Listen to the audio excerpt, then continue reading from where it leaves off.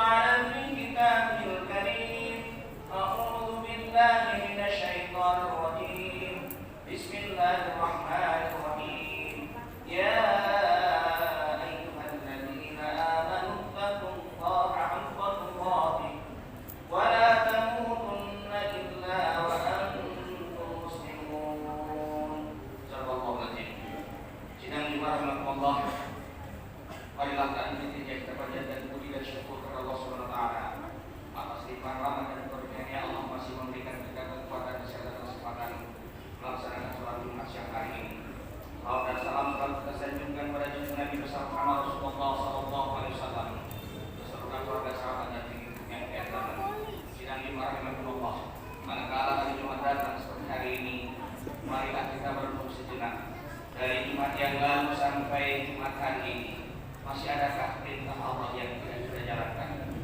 Adakah larangan Allah sengaja kita lakukan, sunnah Rasulullah sengaja kita abaikan, larangan Rasulullah sengaja kita kerjakan? Kalau ini yang terjadi, mari kita beristighfar mohon ampun kepada Allah.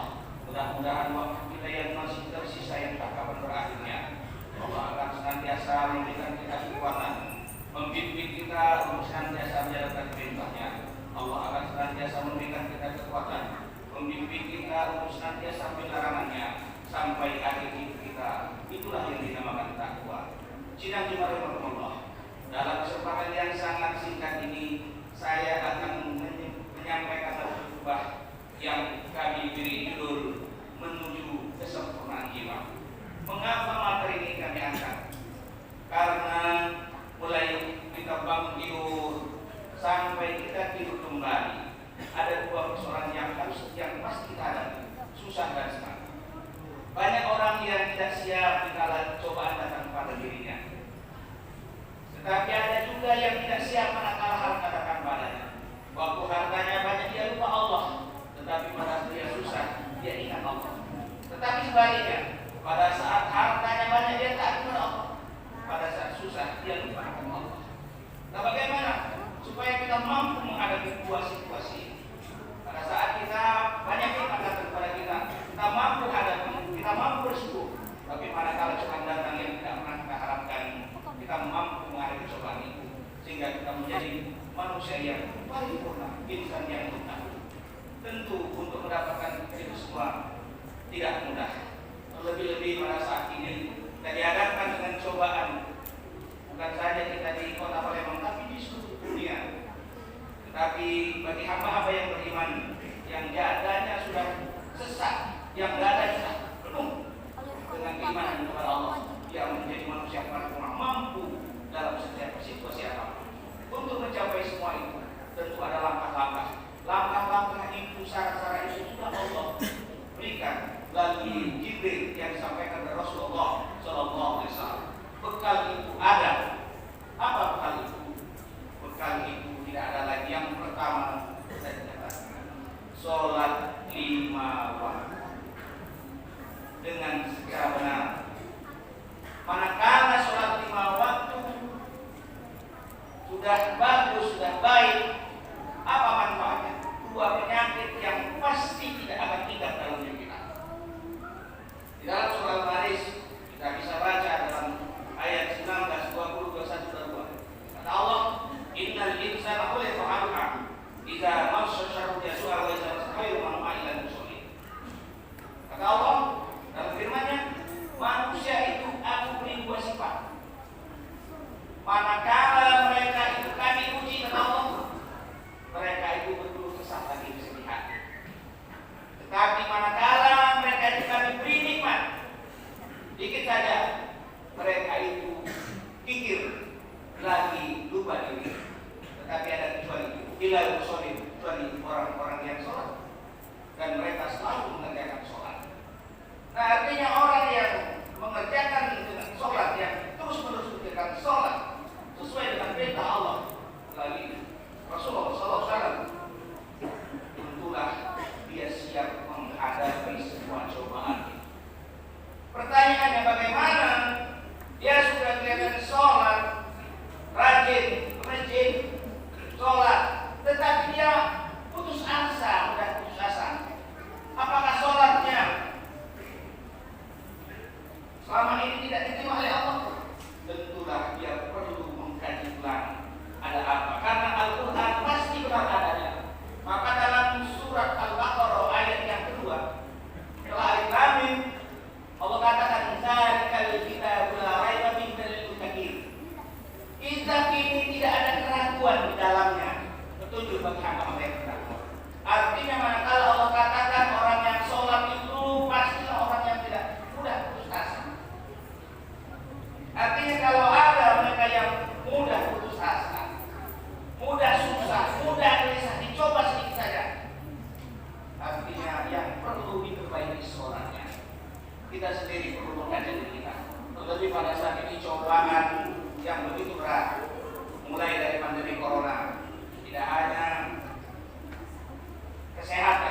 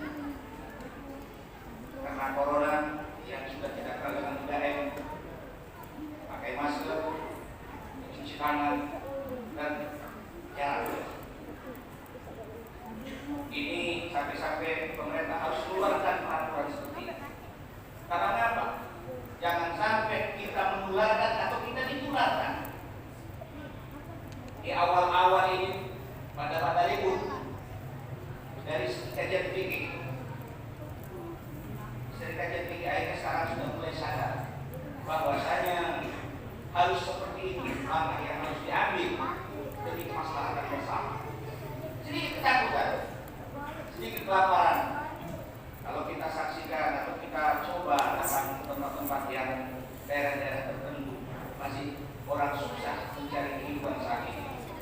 Di awal banyak bersemangat memberikan bantuan, tetapi sekarang sudah mulai berkurang. Padahal saat ini yang terasa dampaknya. Maka kita orang-orang yang sholat mulai bertanya kepada diri kita masing-masing.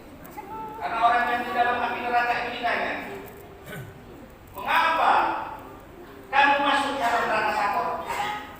Mereka mengatakan, karena kami dulu melalaikan sholat dan kami tidak memberi makan orang miskin. Artinya di sini orang yang sholat itu dia selalu memberi makan orang miskin, bukan untuk pencitraan, tetapi karena perintah Allah. Maka orang-orang yang sholat itu hatinya baik, dia peduli pada masyarakat. Apalah artinya kita sholat selalu di masjid, selalu berjamaah, tetapi ada tetangga kiri kanan kita kelaparan karena sang suami diberhentikan kerja, kita pura-pura tidak tahu, lalai sholatnya.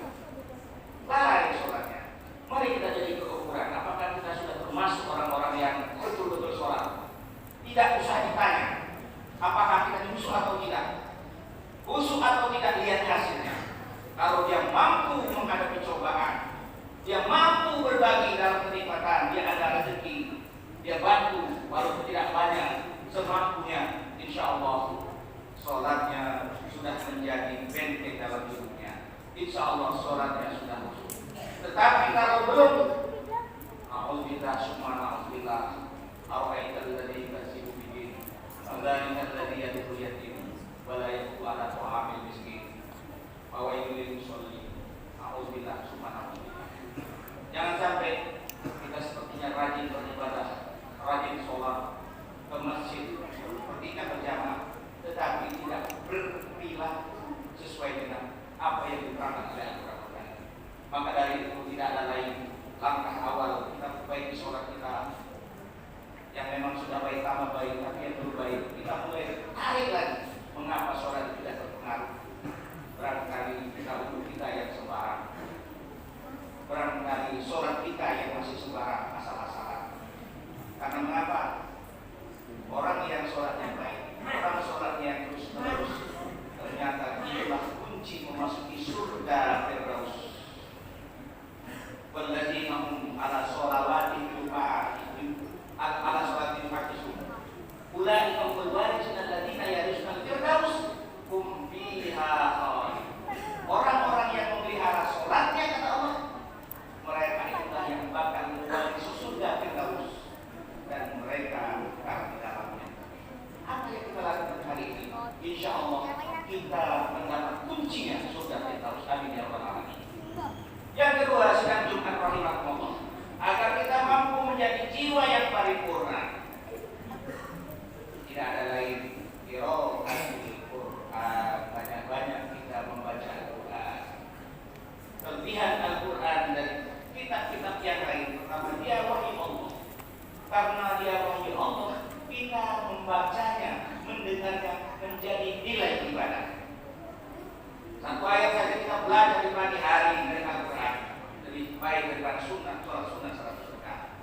Bagaimana kalau Al-Quran itu kita belajar setiap hari, setiap proses sholat kita belajar cara membaca Al-Quran, kita tidak bisa membayangkan berapa besar. Kemudian nasihat Rasulullah SAW. Kalau bertanya, ya Rasulullah, apa yang saya harus lakukan? Ada dua nasihat kata Rasulullah. Satu nasihat yang pandai berbicara, yaitu Al-Quranul Karim. Yang kedua nasihat yang tidak berbicara, yaitu iman kita. Artinya orang-orang yang selalu membaca Al-Quran, insya Allah dia akan berada di jalan yang lurus. Dan menariknya lagi, orang-orang yang membaca Al-Quranul Karim dan mendengarnya, insya Allah secara fisik imun tubuhnya akan menjadi kuat. Ini berdasarkan penelitian namanya Abdullah Al-Farid, seorang saintis. Dia meneliti 1 tahun hanya mendengarkan baca Al-Quranul Karim. Setelah 1 tahun dia mendengarkan baca Al-Quranul Karim setiap 2 jam sekali, apa yang terjadi?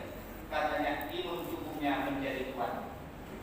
Yang kedua, dia menjadi fokus dalam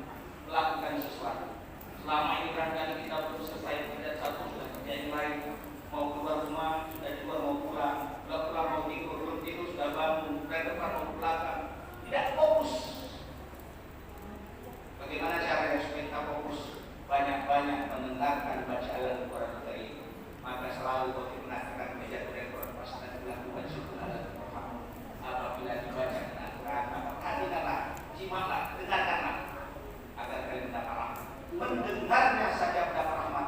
Ternyata ada yang meneliti bahwasanya salah satunya adalah imunnya tubuh kuat, kemudian dia menjadi fokus. Yang ketiga katanya, setelah dia mendengarkan Al-Quran secara rutin, dia menjadi orang yang mudah bergaul, menjadi sumpah. Dia mudah menerima dan memberi masukan kepada orang lain, tentu dengan cara hikmah. Orang-orang yang membaca Al-Quran itu orang yang bergaul. Orang-orang yang membaca Al-Quran orang yang tidak jahat. Karena apa? Dan selalu kata-kata yang indah yang keluar dari mulutnya, karena mulutnya penuh dengan kalimat-kalimat Allah. Mudah kita melihatnya. Orang-orang yang mulutnya tidak baik, barangkali dia jarang membaca Al-Quran dari ini. Maka kita biasakan membaca Al-Quran. Dan secara khusus Allah mengatakan, wa nunazzilu minal Qur'an ma huwa syifaa wa rahmatul lil mu'minin. Kami turunkan Al-Quran sebagai syifa, sebagai obat dan rahmat bagi orang-orang yang beriman. Artinya syifa di sini baik secara fisik maupun rohani. Bagaimana cara obatnya? Yaitu dengan membaca Al-Quran dan mentadabburinya, memahami makna-maknanya. Pada saat kita ditimpa kesusahan, kita baca Al-Quran Karim. Ditimpa musibah, keluarga kita meninggal, anak kita mendapat musibah, tetapi pada saat kita membaca ayat Al-Quran, wa innahu laqad waqta, Allah lah yang membuatmu tertawa dan menangis. Kita kembalikan kepada Allah, hati kita menjadi tenang. Kemudian secara khusus juga Allah katakan dalam surah Yunus ayat 57, ya ayyuhan nas qad ja'akum mau'izatun min rabbikum wa shifaa'un lima fis sudur wa hudan wa rahmatun lil mu'minin. Wahai sekalian manusia, tidak hanya orang Islam, telah datang pelajaran yang baik dari Tuhanmu.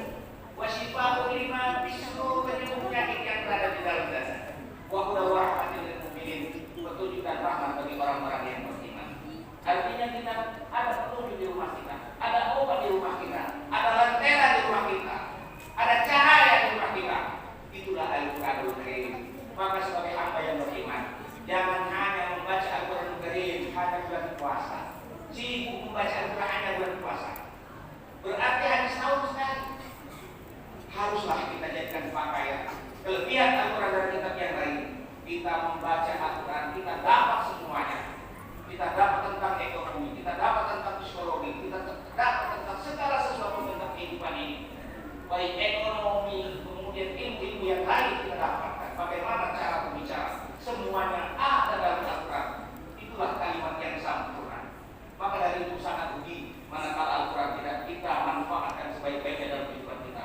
Terlebih lagi untuk mendapat rahmat Allah Subhanahu Wa Taala. Sidang juga yang berbahagia. Yang ketiga adalah supaya kita menjadi manusia yang paling tidak lain, zikrullah. Banyak-banyak kita berzikir kepada Allah dalam segala situasi. Situasi apapun kita berzikir kepada Allah. Kita ambil contoh seorang Rasul, seorang Nabi, yaitu Nabi Musa alaihissalam, di dalam perut ikan, di dalam dasar laut. Tidak ada lagi yang lebih sulit dari itu, sempitnya di dalam perut ikan di dasar laut. Tetapi dengan mudah Allah selamatkan dengan zikirnya la ilaha illa anta subhanaka inni kuntu minadz zalimin. Nabi Yunus dikeluarkan di pinggir pantai yang begitu tandus, tidak ada tumbuhan, tidak ada pohon-pohonan. Dia dikeluarkan dari perut ikan bagaikan bayi yang baru lahir. Tetapi Allah selamatkan, Allah tumbuhkan tanaman labu. Kemudian Allah kirimkan seekor kambing untuk diperas susu. Ini gambaran kepada kita. Ternyata sesulit apapun dalam hidup ini, kalau Allah sudah mengendaki, kita serahkan diri kita kepada Allah. Allah bukakan jalan tidak pernah terbuka. Tidak usah kita mengandalkan keluarga kita, saudara kita yang hebat katanya. Bahkan presiden sekalipun, bahkan menteri sekalipun, tidak perlu. Andalkan saja Allah. Dekatkan diri kepada Allah. Seandainya kita tidak punya saudara, anak tunggal, pendidikan kita sederhana, katanya hanya tamat SD, tidak penting. Dekatkan diri kepada Allah, minta kepada Allah, pasti Allah kabulkan. Ini yang membuat kita semangat dalam hidup ini. Maka orang yang beriman hatinya sesak oleh kalimat-kalimat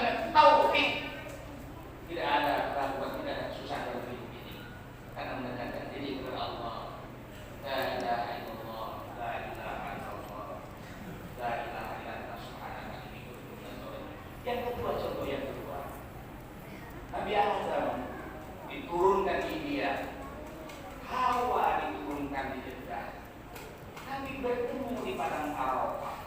Coba kita bayangkan kalau pakai akal tidak sambung, karena betapa jauh penerbangan hanya 4 jam dari India ke Jeddah. Waktu itu tidak ada sarana komunikasi. Allah pertemukan. Rabbana zalamna anfusana wa illam taghfir lana wa tarhamna lanakunanna minal khasirin. Mudah bagi Allah menentukan segala sesuatu. Di dalam hidup ini tidak ada yang berat bagi Allah, karena tak keberatan ini kepadanya. Kata Allah, ud'uuni astajib lakum. Berdoalah kamu niscaya akan memberi. Tidak usah khawatir. Maka seandainya saat ini kita dicoba oleh Allah, di PHK, putus hubungan kerja, usaha kita tersedak-sedak, tidak usah melapor ke siapa-siapa. Kita laporkan kepada Allah, bangun tengah malam, baca Al-Quran, zikir, mintalah, jangan berjuang bersungguh-sungguh, tangislah di sejadah itu. Bukan menangis di depan pejabat, menangislah kepada Allah. Allah akan memberikan jalan keluar yang tidak pernah kita duga-duga. Bukan karena kehebatan kita, tapi karena kasih sayang Allah Subhanahu wa Ta'ala. Inilah yang kita meminta mudah-mudahan Allah senantiasa membimbing kita kepada jalan yang lurus dunia. Barakallahu fiikum wa lazim wa nafa'ani wa iyyakum bima fihi min al-ayati wa dzikri wa taqabbal minna wa minkum tilawatahu innahu sami'un qul qawli hadza wa astaghfirullaha li wa lakum wa li sa'iril muslimina wal muslimat wal mu'minina wal mu'minat fastaghfiruhu innahu huwal ghafurur rahim. Allahumma salli ala sayyidina Muhammadin wa ala ali sayyidina Muhammad.